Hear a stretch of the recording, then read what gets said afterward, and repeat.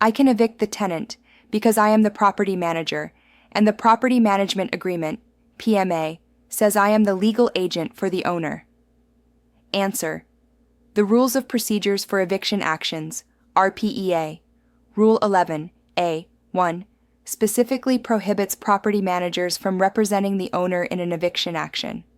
My tenant allowed his girlfriend to move in, and now he wants her to move out because she isn't paying him her share. The owner is the only one who can do the eviction and doesn't want to get involved. Answer: the RPEA, Rule 11A.1, allows the property owner, or the sublessor entitled to possession, to file the eviction so the tenant is able to file the eviction on his own. Additionally, ARS 33-1968A permits the landlord to issue a 10-day non-compliance notice to the tenant for having an unauthorized occupant, and to evict the tenant if that issue is not cured within the 10 days. Other tenants are complaining about the smell of marijuana, so I spoke to the tenant. He has a medical marijuana card, so I can't evict him. Answer: ARS 33-1368A permits a landlord to evict for any criminal activity. The federal government still classifies marijuana as an illegal substance. Additionally, SHUD and the Arizona Attorney General's Office have both issued opinions that clearly state that you can evict someone for using marijuana, even if they hold a medical marijuana card.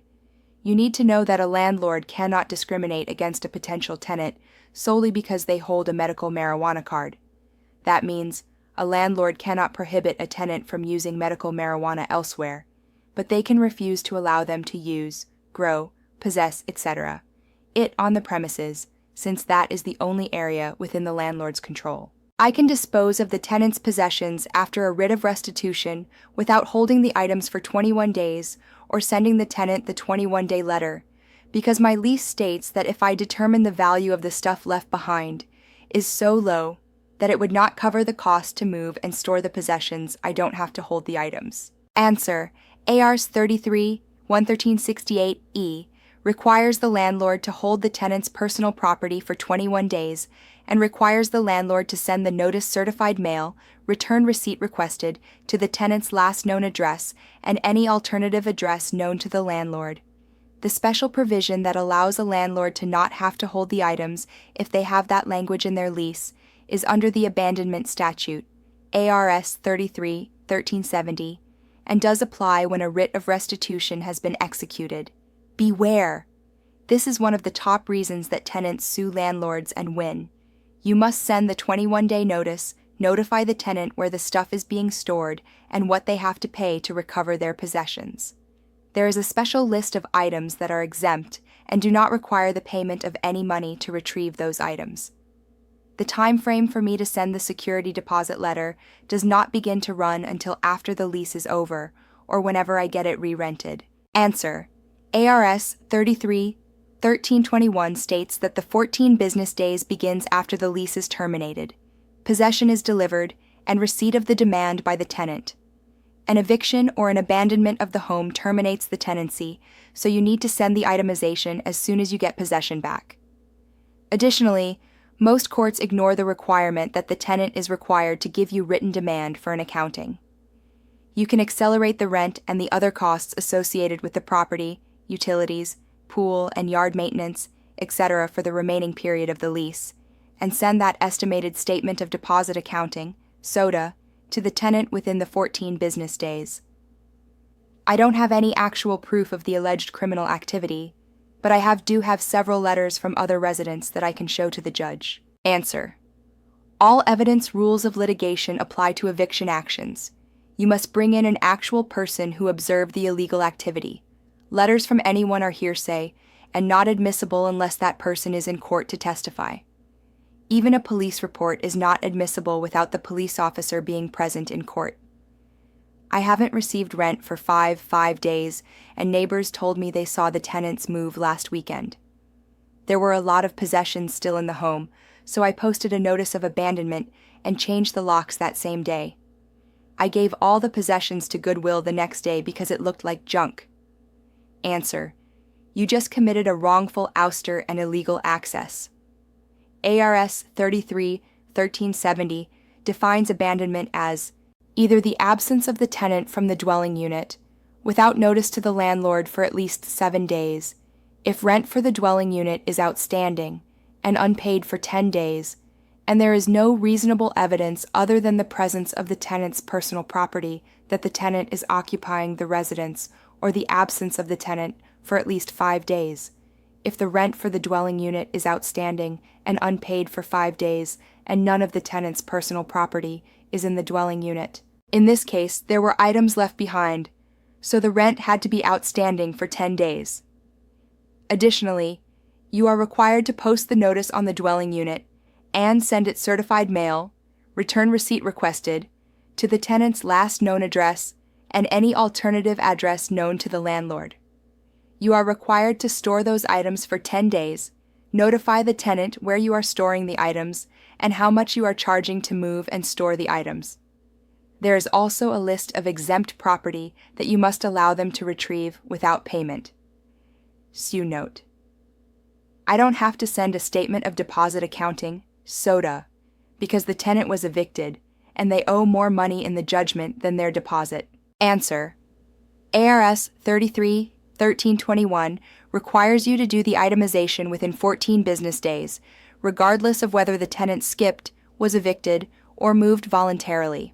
That means if you had to do the eviction and the writ of restitution, you must send the SODA within 14 business days, even if the home is full of furniture and you can't determine if there are damages. If you fail to issue the SODA in a timely fashion, the tenant is entitled to 3 times the amount wrongfully withheld. My tenant promised to pay me this week, so I canceled the court date. Answer. Do not prematurely cancel the court date, even if the tenant signs a partial payment agreement before your court date. If they don't pay you, you have to start from scratch and refile the entire case, costing your owner more money. I cannot charge the tenant rent after the judgment was entered because I terminated their lease. Answer. Eviction actions are limited to specific damage awards. However, ARS 33-1373 states, if the rental agreement is terminated, the landlord may have a claim for possession and for rent, and a separate claim for actual damages for breach of the rental agreement.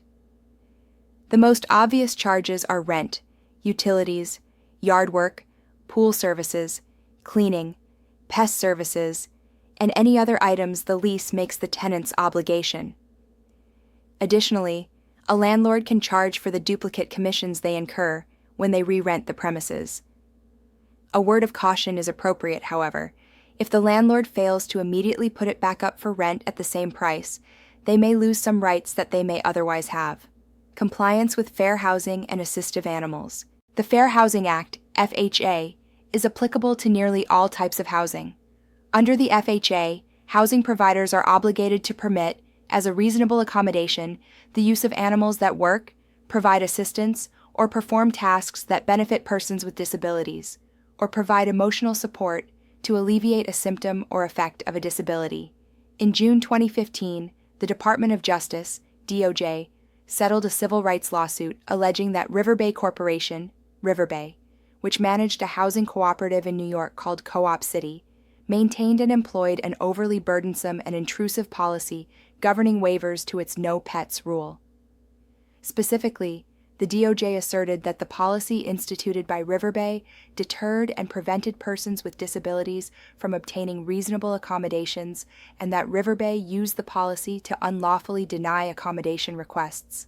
River Bay's policy seemingly failed to provide reasonable accommodations to people who require service or assistance animals. More specifically, until December 2011, River Bay's application for requesting a reasonable accommodation to its no pets rule consisted of the following. 1. 5 forms, including one required to be completed only in blue ink and another required to be typewritten.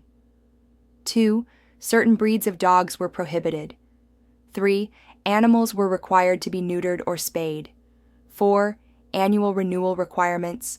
And 5. The applicant was required to provide his or her medical records.